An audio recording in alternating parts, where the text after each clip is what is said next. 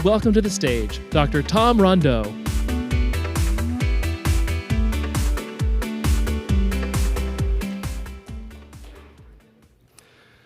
So every now and then, an idea comes around that changes the world. Now, I'm an engineer and I'm a computer geek, so I think the obvious choice was me to speak about the space race. But I'm going to talk about something a little bit more exciting today. Today, I want to talk about the interstate highway system.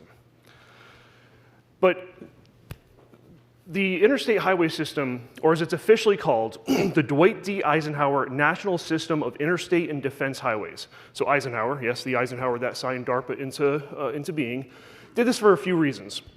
His time in the Army was assigned to transport huge amounts of military equipment across the country over terrible terrain and roads that were inconsistent and varied in poor conditions. He also, as I think we all probably know, spent a little bit of time in Europe, and while he was over there, he saw the effectiveness of the then nascent Autobahn system. As president, his vision was to standardize a road system that spanned the entire United States for three main goals. One, improve safety of travel. Two, provide a basis for economic growth.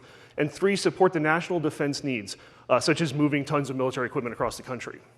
So he did this for these three reasons: public welfare and to improve both our economic security and our national security.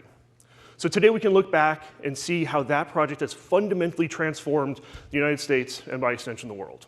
Okay. Now, soon after the official completion of the Interstate and Defense Highway Program in the early 90s, we started a new project that was termed at the time the Information Superhighway, or as we now know today, the internet. Now, this was another project that was a game changer that affects us in all aspects of life.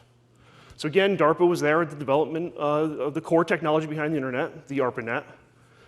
And like the highway system, the internet has changed our relationship with how we socialize, how we buy and sell goods, pass time, how we work, how we travel, pretty much everything.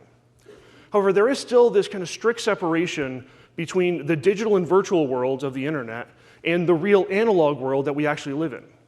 But wireless technologies are helping to blur that line more and more, and that trend looks like it will continue.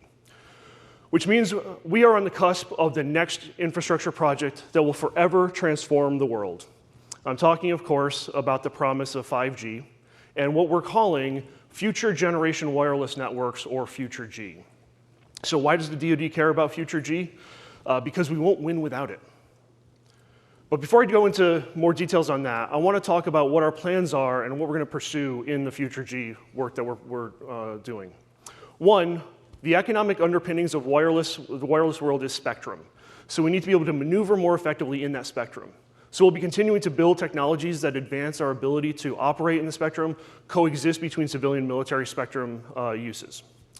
Two, as we walk down this path into the future, we're going to have far more connected devices, orders of magnitude more devices, connected through various means of wireless protocols.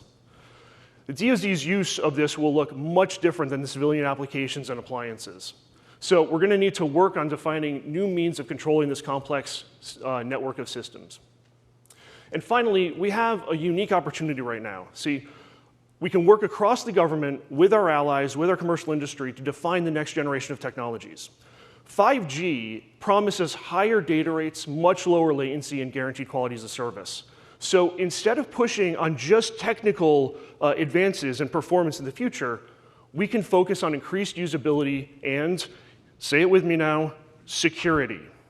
So what we're looking to build are transparent systems that help us manage security. Open, transparent, and secure. Do I contradict myself? Very well then, I contradict myself. But the reason why I bring this up is because we're talking about enhanced public safety, talking about economic growth, and supporting our national defense.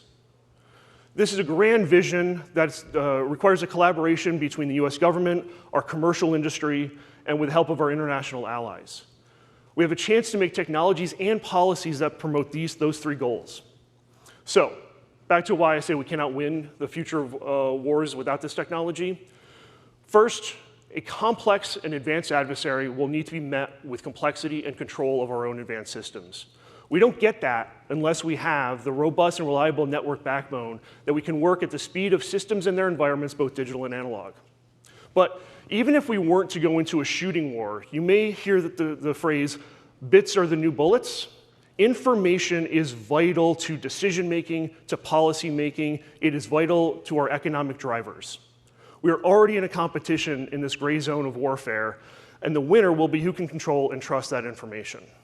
So I hope you can walk away from today's event understanding why this is the most important work we can do for our national security. It's a big lift, but I'm excited to play a small role in it, and I hope to talk to some of you about this during the breaks. Thank you.